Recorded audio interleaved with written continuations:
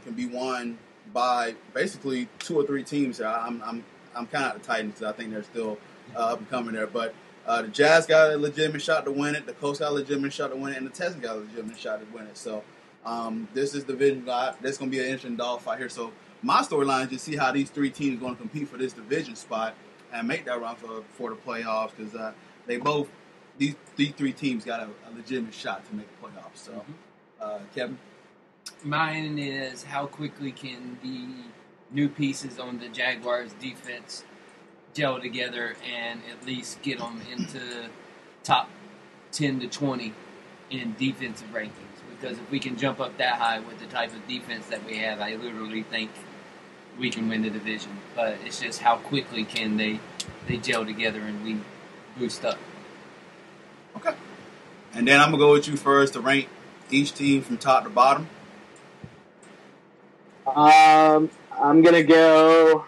This one's tough. It is tough. I'm gonna go Texans because I think Lamar Miller makes them better. They have a good defense, and I think DeAndre Hopkins gets even better this year. So I'm gonna go Texans. I think the Colts get better this year, but still have a lot of question marks, especially in that running game. I think the Jaguars get better. They'll be kind of flirting there with the Colts at number 2, but just a little bit below the Colts. And then the Titans, well, they'll probably win 5 games. I'm going to go with the Colts winning division. I got the Jazz right behind them. I got the Texans in third. It's be close between those 3 teams. Where this team that's going to be in the second place in this division will probably be the team looking out for the wild card. It'll be close. But if one of these teams would be looking at a wild card position and be there, so it depends how everything pans out. So, and then I got the Texans at the third, and I got the Titans. They're still rebuilding there like that. So, they have a hard time winning division games there. So, it's really this division here is who's going to win the games in their division. We're still going to say a lot about this division. So, Mr. Carter? Oh, shockingly, I'm going to say the Jaguars are first because. Really, I think they have the best offense in this division. I think they have just one of the best offenses in the division. So I'm going to go with them being first. I'm going to go with the Texans being 2 because arguably they have the best defense in the division. I'm going to go with the Colts 3 because arguably they might have the best quarterback in the division. Might. Air quotes. I say might in air quotes. And then I'm going to go to the Titans. I'm a Titans glass, but I think the Titans, I hate their coach. Malarkey's terrible. But I think with all the young pieces they have, they need the wide receivers, but they don't throw it to them, so they don't have to worry about them. But if they get wide receivers and they're able to throw the ball a little bit, they could be really fun to watch. Okay. All right. Ooh, surprised I picked the Jaguars to win the division. Shocker there. I know. All right, we go to the AFC West. You got the Super Bowl champions and the Denver Broncos at 12-4. You got the Chiefs at 11-5. You got the Raiders at 7-9. You did that. And the Chargers at 4-12. And then I just said I got none of their Super Bowl champions. I got to say it. I'm not rubbing it in. Let me brag for a year, okay? Just let me brag for a year. Listen, my quarterback situation, shaky. It's terrible. We just cut Mark Sanchez, which I don't know why we signed him in the first place. But, hey, it is what it is. But Los Mark Sanchez. I'm going to save this. And El Los Butt Fumble. Who is the one player you're watching for in the division? I'll start with Dan. Well, I'll let you handle the quarterback stuff with the Broncos.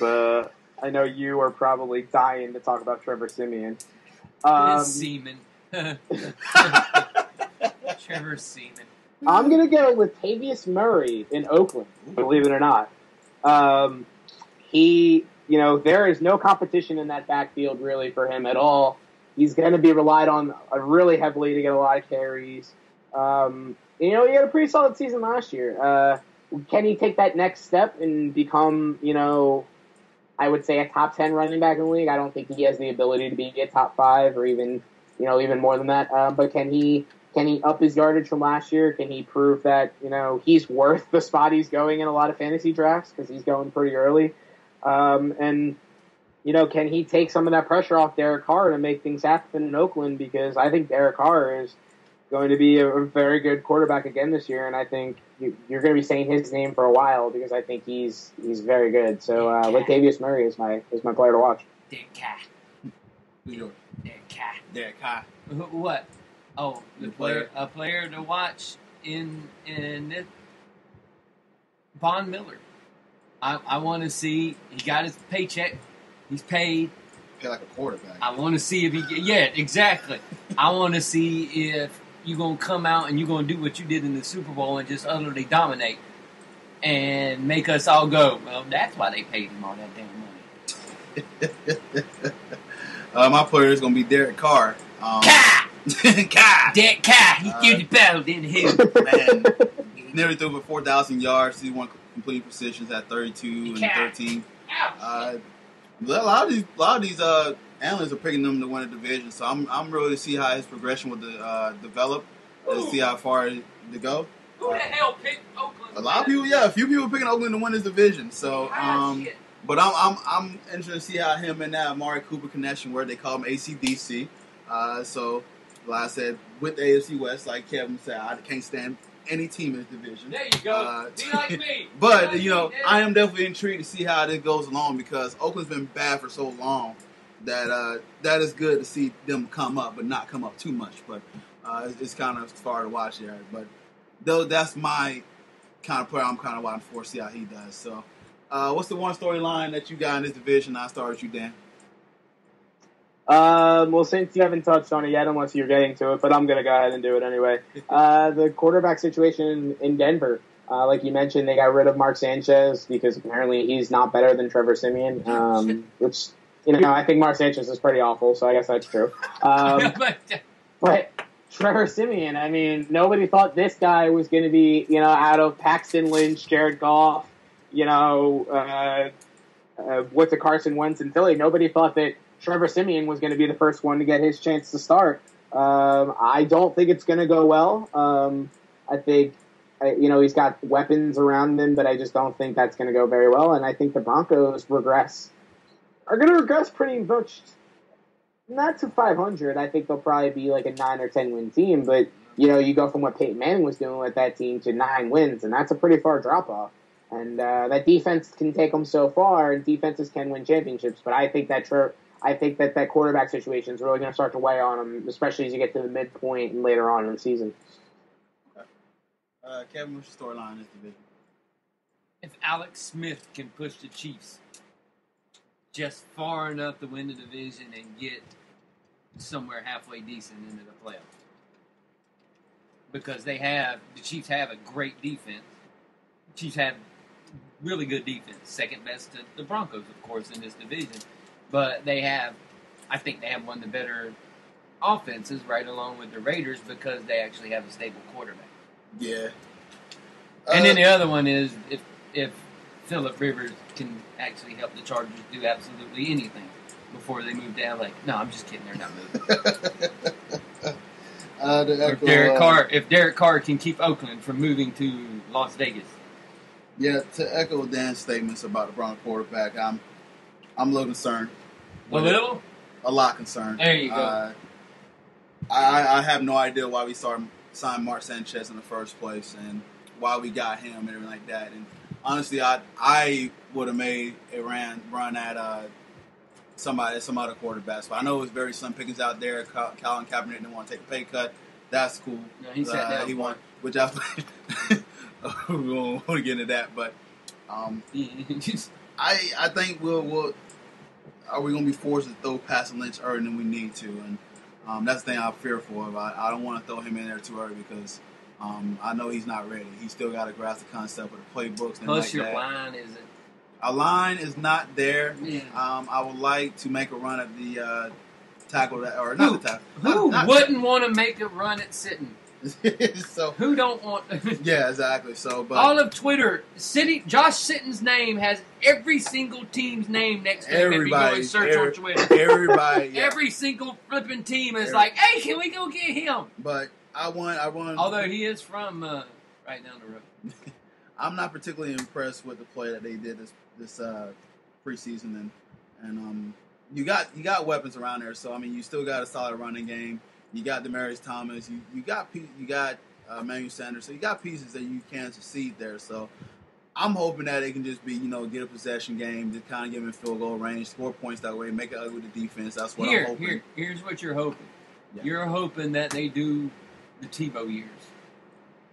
Yeah, that's fair enough. You're hoping that they play like they did in the Tebow That's fair years. enough. That's fair enough. That's why I say so. It'll be interesting how that develops or like that. I don't think it'd be as bad as Dan said because there's still talent on that team.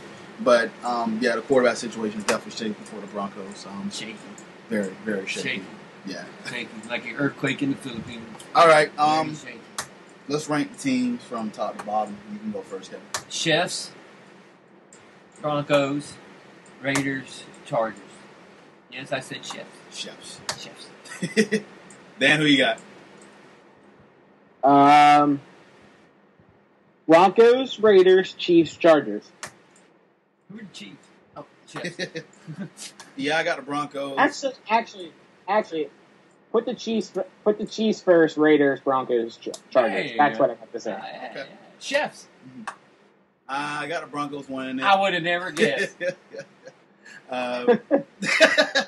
Yeah, I know. Homer showing right there. I never get. We all showed a little Homer. Yeah. We sat down. Dan didn't pick the Eagles. I can't in good conscience pick the Eagles to win the NFC. So. I got the Raiders and Chiefs right there neck and neck. It'll be pretty close. I think the Raiders gonna make a little bit of jump, but it won't be enough to make the playoffs. And then I got Chargers coming in third there. Phillip Rivers is just wasting his prime years in the Chargers, and I don't know, man. It's rough for him down there. So it's cool with me anyway. So whatever. Phillip Rivers struggle a little bit, all you want to do. So. All right, AFC questions. We'll make these quick. Rookie in the AFC that you want to keep an eye on. You already mentioned him anyway, so. I mentioned Miles Jack, but another rookie I'd want to keep my eye on, Jalen Ramsey, of course. Yeah. All right, Dan, who you got a rookie that you can keep an eye on the AFC? Particularly that I'm going to go Corey Coleman in Cleveland. I think he was the first wide receiver taken in the draft, and he's looked very good in the preseason, so... that they have another playmaker outside of Josh Gordon. Well, the guy who signed his contract and Joey Bosa. Fuck him. So, sorry, piece of shit. So we'll see what he's going to be garbage. There, I said it. I've been saying it all through the draft process. He's going to be garbage. Cam was crossing his finger that. No, here's why I say he's going to be garbage. When is the last time you seen an Urban Meyer defensive end on any of his teams, whether it be at Florida or anywhere else, be good? Every one of them that got drafted from any of his teams has sucked major anus. Same thing's going to happen right here. I just think he's a douchebag. That too. Yeah. He was doing too much with the whole contract negotiation. He's my Tennessee Volunteers of the rookie class. There you go. There's a college reference. And anybody who knows me knows I can't stand Tennessee and I can't stand Joey Bosa. Yeah. There you go. All right, toughest division this year in the AFC. Where? North. That's easy. North. North. Dan? North. South. Fair East. enough. AFC representative coming out of the AFC. Who you got? And I'm going to go with Dan. Oh, that's a tough one. You know what? I'm going to go New England. It's hard not to say New England at this point. I really would like the Bengals to take them down and actually win the conference this year, but New England's got it until they prove to me otherwise. Nah, New England can suck my penis. I'm going to go with the Pittsburgh Steelers. I'm going to go with the Steelers. Yay! I think Steelers, they gave my Broncos quite a scare and everything like that, and I think that... They're that team you do not want to play. Yeah, and for some odd reason, the playoffs, they just turn it on, man. They're that team. I don't know what it's about. It's about him and Joe Flacco, Ben Roethlisberger and Joe Flacco. They come on the playoffs. Flacco could suck all year long, playing one playoff game and throw for 7 touchdowns. And you're like, what the heck? Where were you? Exactly. So that's what I'm saying. And Big Ben, all these targets, and Joe. Antonio Brown is destined to do big things like he did last year, and even the year before. I just think the Steelers are just that scary. Now, I got the Pats. They're gonna be right there. Probably find them in the final game there. Screw New England. So it's gonna be tough, man. It's gonna be really, really tough.